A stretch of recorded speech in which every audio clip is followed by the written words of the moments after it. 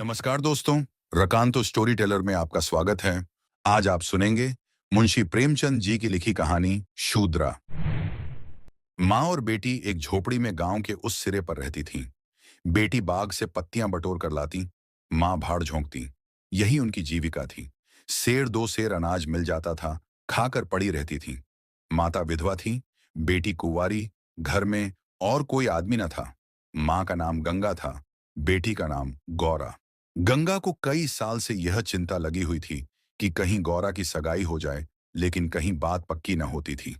अपने पति के मर जाने के बाद गंगा ने कोई घर न किया था, न कोई दूसरा धंधा ही करती थी। इससे लोगों को संदेह हो गया कि आखिर इसका गुजर कैसे होता है। और लोग तो छाती फाड़ फाड़ कर काम करते हैं, फिर भी पेट भर अन्न मयस्सर नहीं होता। ये स्त्री कोई धंधा नहीं करती, फिर भी माँ बेटी आराम से रहती हैं, किसी के सामने हाथ नहीं फैलाती। इसमें कुछ न कुछ रहस्य अवश्य है। धीरे धीरे यह संदेह और भी दृढ़ हो गया। बिरादरी में कोई गौरा से सगाई करने पर भी राजी न होता था। शूद्रों की बिरादरी बहुत छोटी होती है, 10-5 कोस से अधिक उसका क्षेत्र नहीं होता। इसलिए एक दूसरे के गुण दोष किसी से छिपे नहीं रहते, न उन पर पर्दा ही डाला जा सकता है।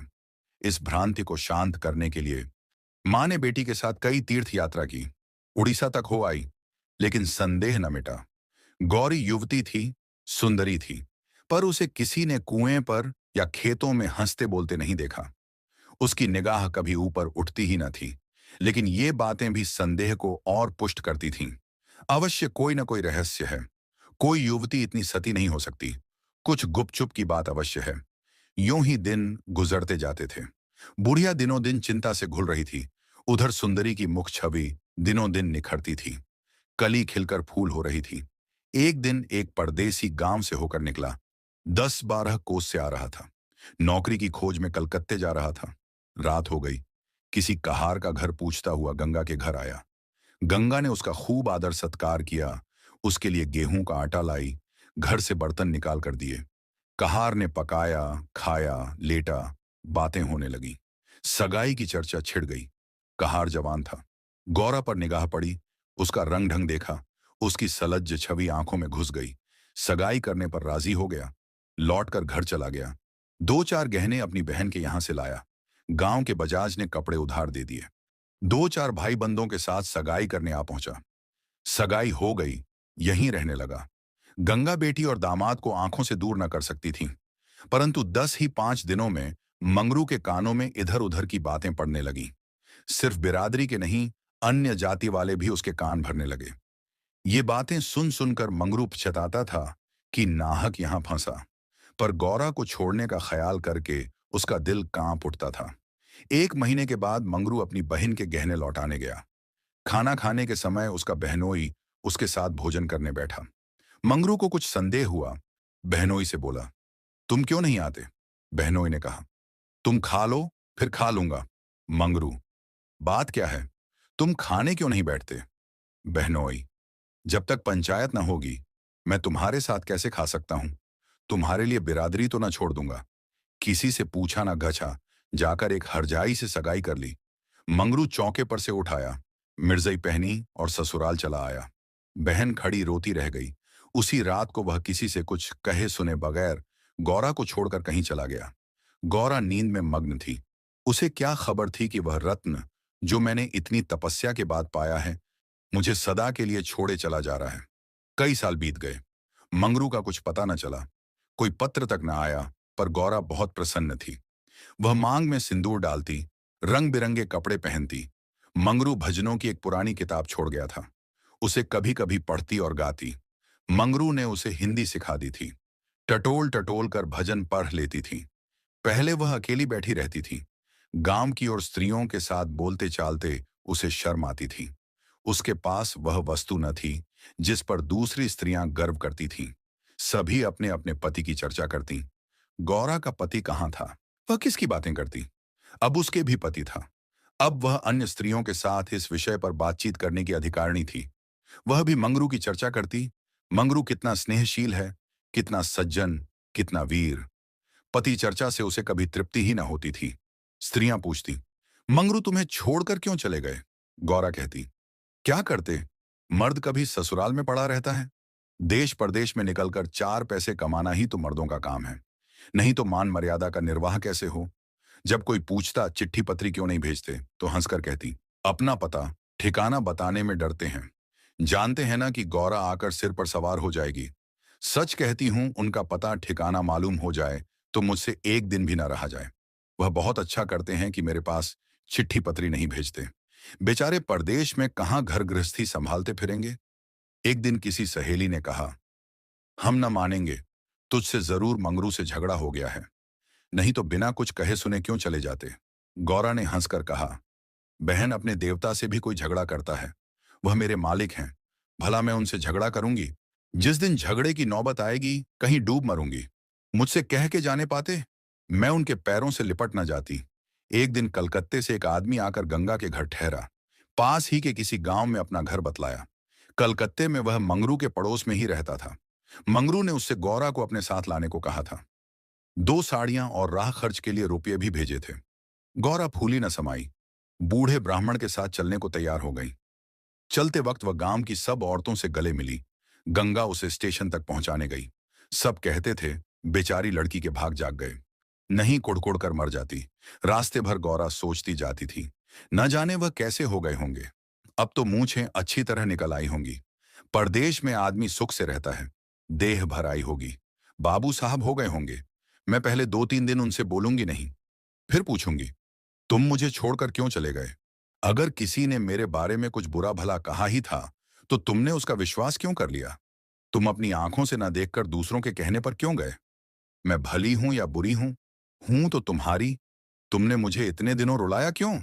तुम्हारे बारे में अगर इसी तरह मुझसे कोई कहता, तो क्या मैं तुमको छोड़ देती?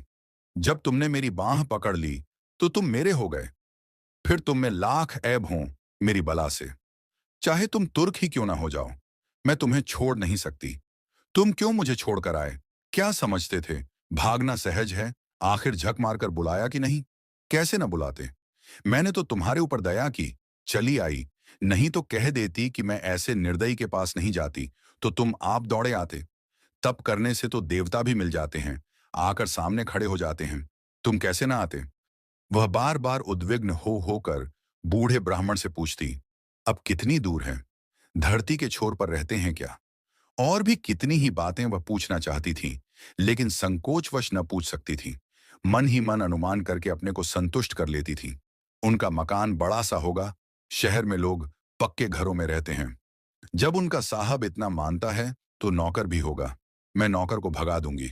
मैं दिन भर पड़े पड़े क्या किया करूंगी? बीच बीच में उसे घर की याद भी आ जाती थी।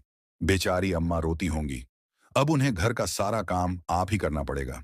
न जाने बकरियों को चराने ले जाती हैं या नहीं। बेचारी दिन भर में मैं करती होंगी। मैं अपनी बकरियों के लिए महीने महीने रुपए भेजूंगी। जब कलकत्ते से लौटूंगी, तब सबके लिए साड़ियां लाऊंगी। तब मैं इस तरह थोड़े लौटूंगी। मेरे साथ बहुत सा असवाब होगा। सबके लिए कोई ना कोई सौगात लाऊंगी। तब तक तो बहुत सी बकरियां हो जाएंगी। यही सुख स्वप्न देखते देखते गौरा ने सारा रास्ता काट दिया। पगली क्या जानती थी कि मेरे मन कुछ और है, कर्ता के मन कुछ और। क्या जानती थी कि बूढ़े ब्राह्मणों के भेष में भी पिशाच होते हैं। मन की मिठाई खाने में मग्न थी। तीसरे दिन गाड़ी कलकत्ते पहुंची। गौरा की छाती धड़ धड़ करने लगी। वह यहीं कहीं खड़े होंगे, अब आते ही होंगे। ये सोचकर उसने घूंघट निकाल लिया और संभल कर बैठी। मगर मंगरू वहां न दिखाई दिया। बूढ़ा ब्राह्मण बोला, मंगरू तो यहां नहीं दिखाई देता। मैं चारों ओर छान आया, शायद किसी काम में लग गया होगा। आने की छुट्टी न मिली होगी। मालूम भी तो न था कि हम लोग किस गाड़ी से आ रहे हैं। उनकी राह क्यों देखें? चलो डेरे पर चलें। दोनों गाड़ी पर बैठकर चले। गौरा कभी तांगे पर सवार न हुई थी। उसे गर्व हो रहा था। कितने ही बाबू लोग पैदल जा रहे हैं, मैं तांगे पर बैठी हूं। एक क्षण में गाड़ी मंगरू के डेरे के पास पहुंच गई। एक विशाल भवन था, अहाता साफ सुथरा। सायबान में फूलों के गमले रखे हुए थे। ऊपर चढ़ने लगी। विस्मय, आनंद और आशा से उसे अपनी सुधि ही न थी। सीढ़ियों पर चढ़ते चढ़ते पैर दुखने लगे। ये सारा महल उनका है, किराया बहुत देना पड़ता होगा। रुपये को तो कुछ समझते ही नहीं। उसका हृदय धड़क रहा था कि कहीं मंगरू ऊपर से उतरते आ न रहे हों। सीढ़ी पर भेंट हो गई तो मैं क्या करूंगी? भगवान करे ये पड़े सोते हों, तब मैं जगाऊं और वह मुझे देखते ही हड़बड़ाकर उठ बैठे। आखिर सीढ़ियों का अंत हुआ। ऊपर एक कमरे में गौरा को ले जाकर ब्राह्मण देवता ने बिठा दिया। यह मंगरू का डेरा था, मगर मंगरू यहां भी नदारद। कोठरी में केवल एक खाट पड़ी हुई थी। एक किनारे दो चार बर्तन रखे हुए थे। यही उनकी कोठरी है।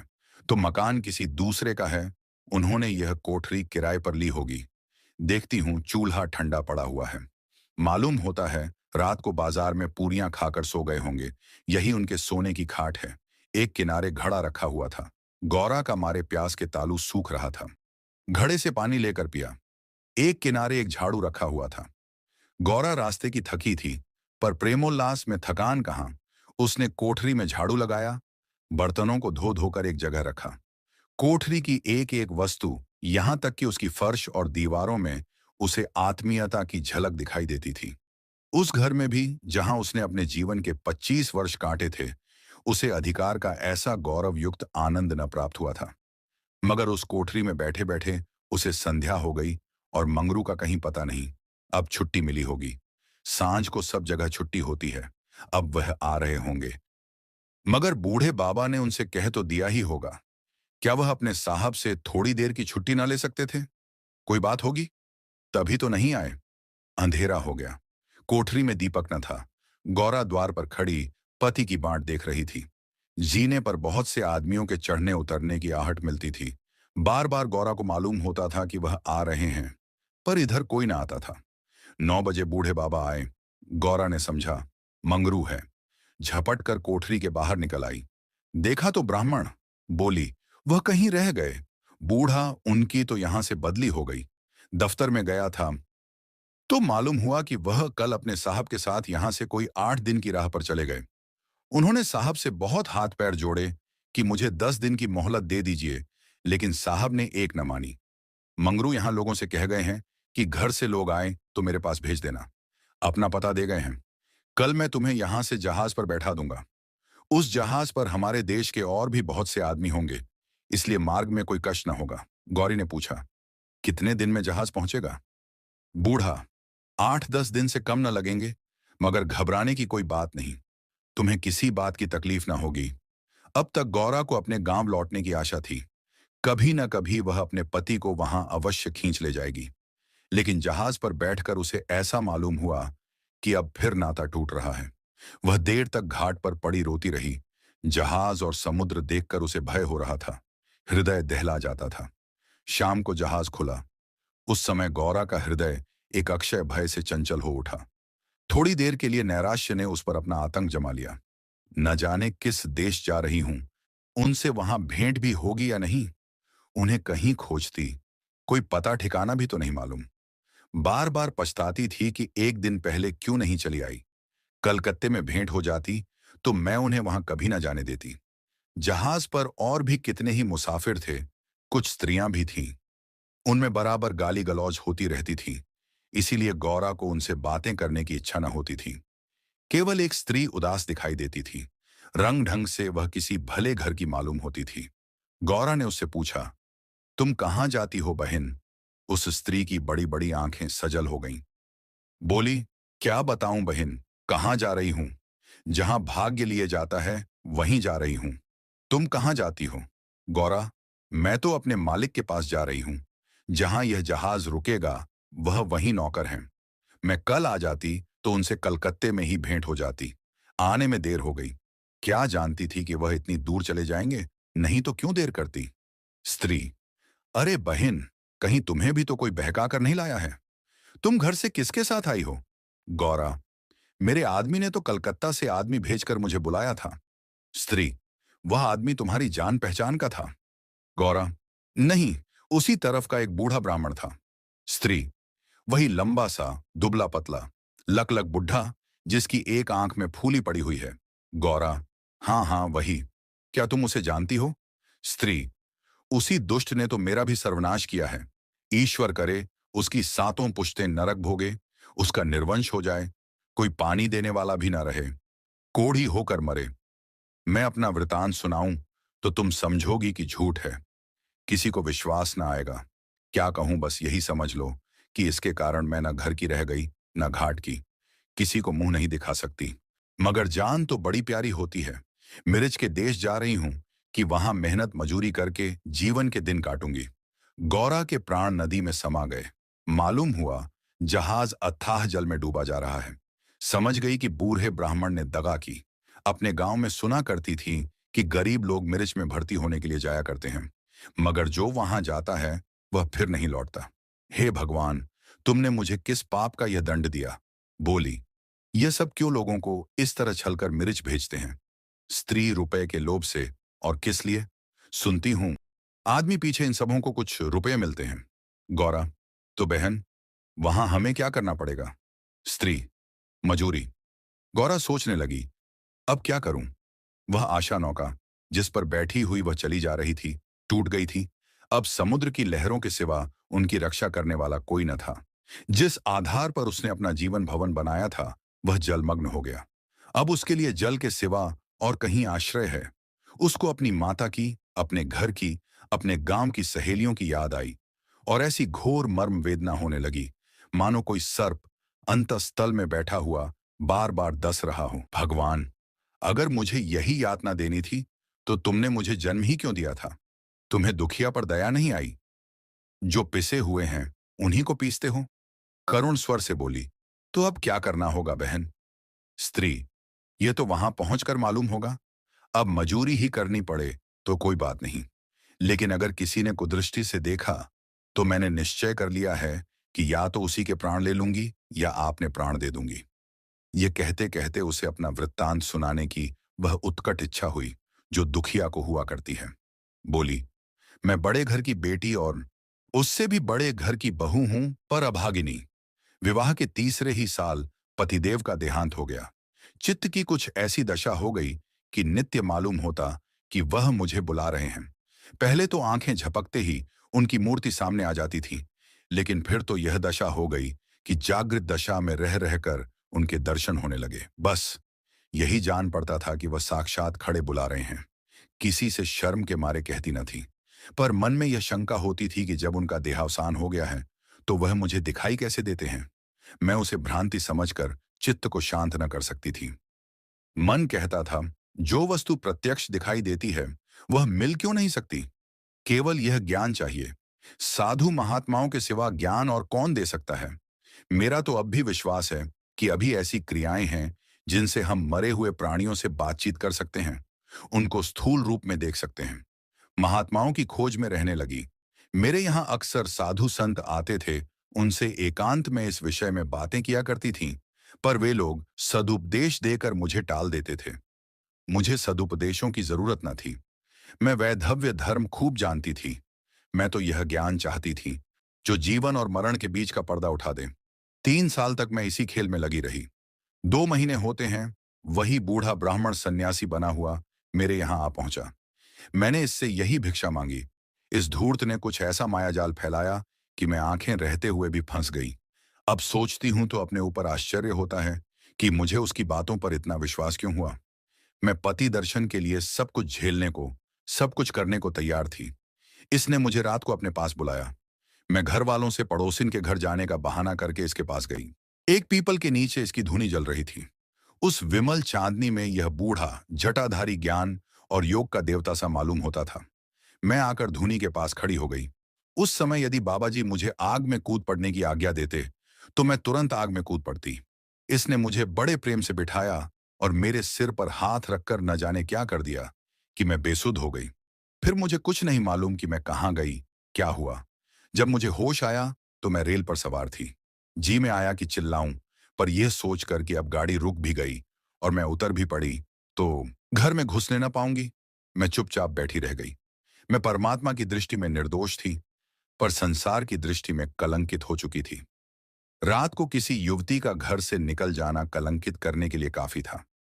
जब मुझे मालूम हो गया कि सब मुझे मिर्च के टापू में भेज रहे हैं, तो मैंने जरा भी आपत्ति नहीं की।